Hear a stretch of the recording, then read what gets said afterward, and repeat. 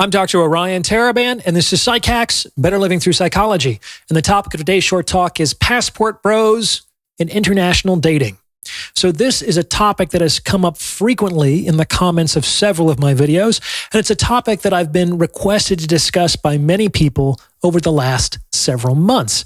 If you're unfamiliar with the subject, passport bros is the collective term for a movement among Western and specifically American men who are increasingly pursuing mating and dating opportunities abroad.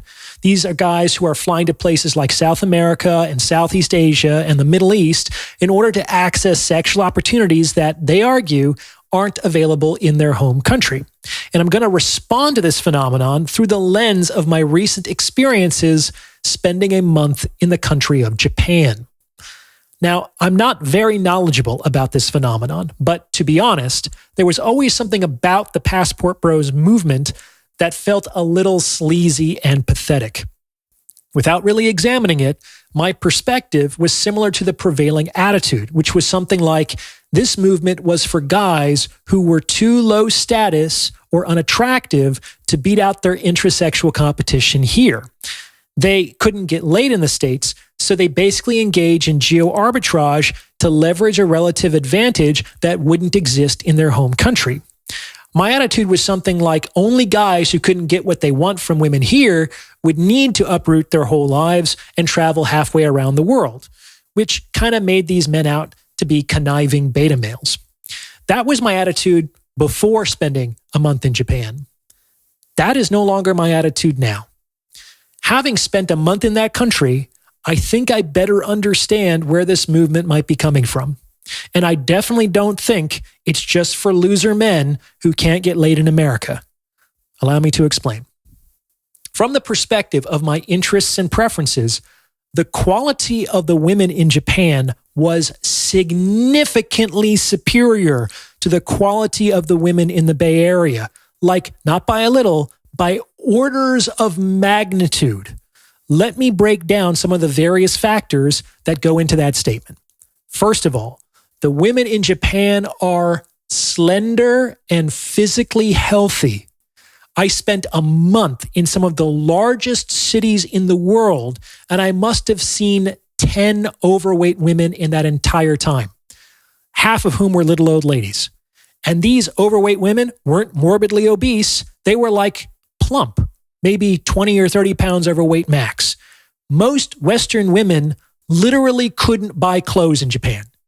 The vast majority of Japanese women are slender and physically fit, which is appealing because it's not only attractive, but it indicates a compatible value as well. Like, I want people who care about their health. Second, these women are feminine. They wear dresses and heels and makeup. They tend to dress more conservatively than Western women. No tight clothes, no showing a lot of skin. The feminine ideal there seems to be like softly elegant, flowing and modest and dignified. And these aren't 1950s housewives. These are women who, for the most part, are working professionals. They have modern ideas. They are educated and accomplished, but they haven't thrown out more traditional conceptualizations of female beauty. This is not something you can easily find in the West anymore, and you can't find it at all in the Bay Area, at all.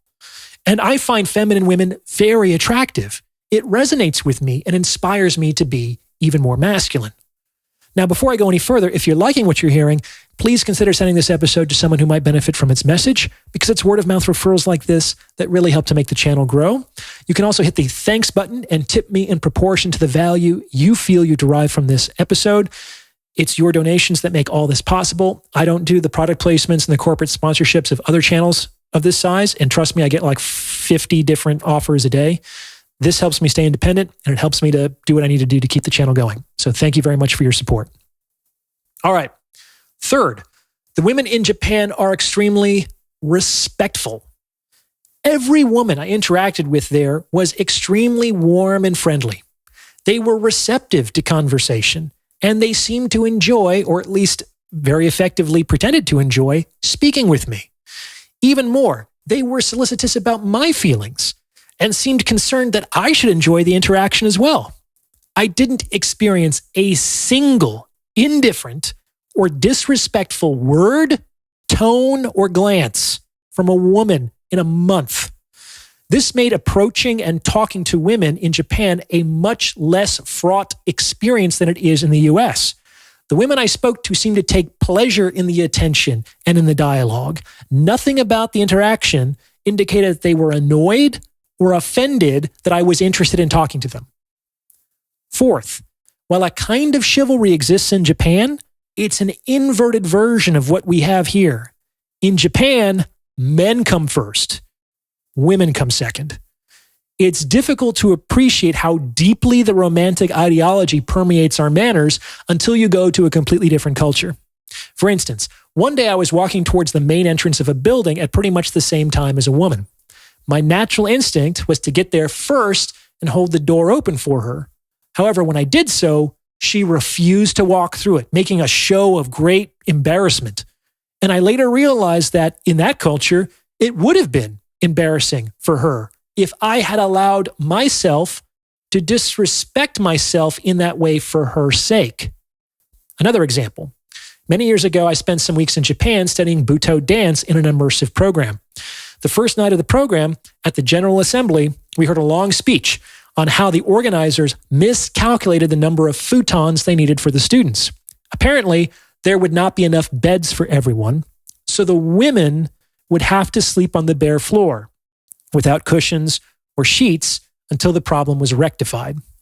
Now, there were a couple other Westerners in the audience, and I remember we were just looking at each other in disbelief. To say we were shocked would not be an understatement.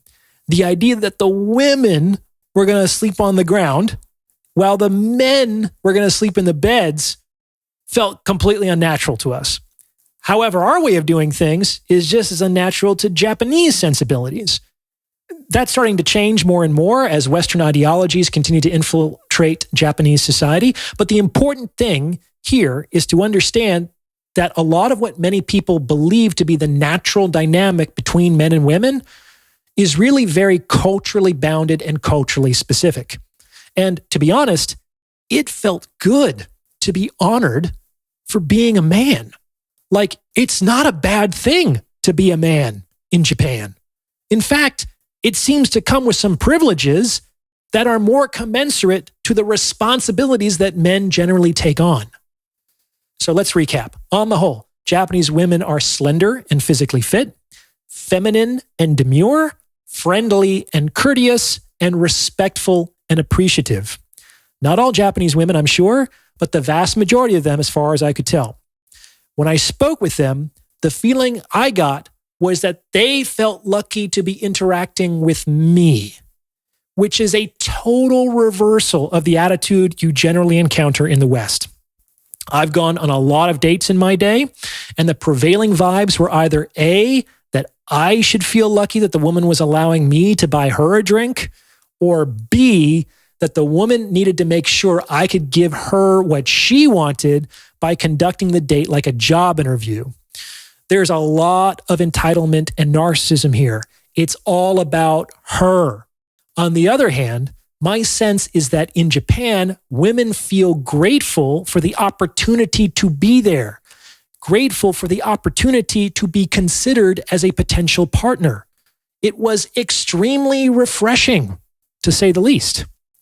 Now, I'm not a fragile guy. I'm not a loser who can't get laid. I'm not poor or low status or unattractive. I'm not a guy without options. I don't need to travel halfway around the world to have satisfying relationships with women.